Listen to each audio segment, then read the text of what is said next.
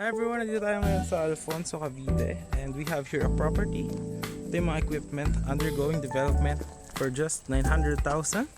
You will get a 150 meters na lot, no? Very affordable. So yan, ipapakita ko lang yung drone shot para makita nyo kung gaano ba siyang kaganda and gaano siya kalapit sa bayan ng Alfonso and going to Tagaytay. So I will show you the drone shot here. 3, 2, 1, ito po siya.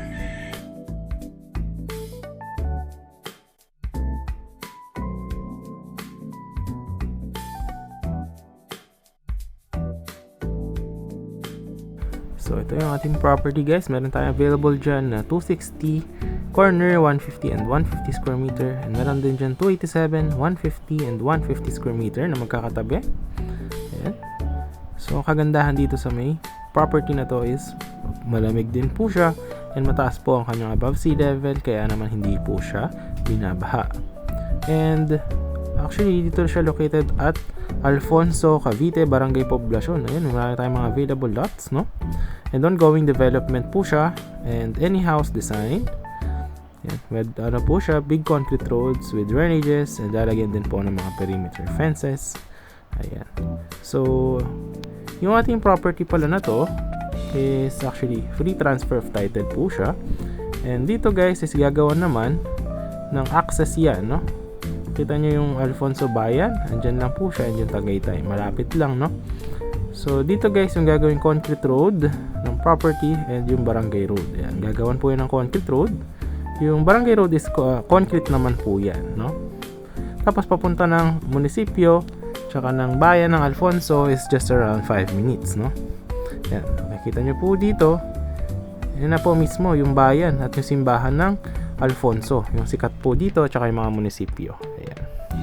Tapos dire-diretsuhin nyo lang yung kalsada na yan, going na yan sa Tagaytay, no? So just around siguro mga 12 to 15 minutes, no? Sa Tagaytay na kayo. Ayan. And yung property is yan lang mismo, makikita nyo sa mapa. Ayan.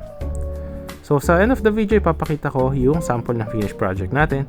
So ito ulit yung daan papunta sa property, yung barangay road, no? Malapit lang siya. Ayan. Tapos andyan na yung property natin. So yun lang. And ito na yung ating mga finished projects pagtapos ng development. Sample na itsura ng ating projects kapag tapos na po siya. So actually, ito is silang Cavite din siya. Ganito yung mga sample natin ng mga finished projects. So no required house design po siya. As you can see, depende po sa owner kung ano yung gusto nyo ipatayo na house. Ayan. So different designs po yan. Magkakaiba po yung mga bubong. And pwede rin po magpagawa sa contractor nyo. And yan guys, may mga linya na rin yung Meralco for electricity. And meron na rin siyang water.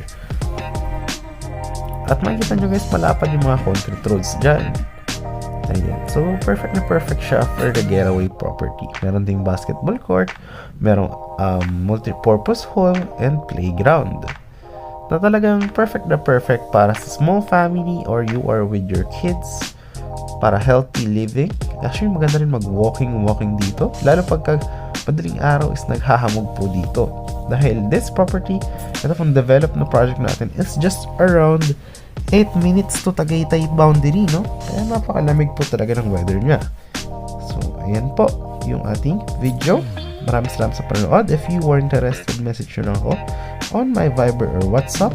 Ayan po. Or if you are actually happy this video, kindly hit yung ating subscribe button and syempre share more into other people. Baka naman magkaroon tayo ng other properties na magustuhan ninyo. So yun lang.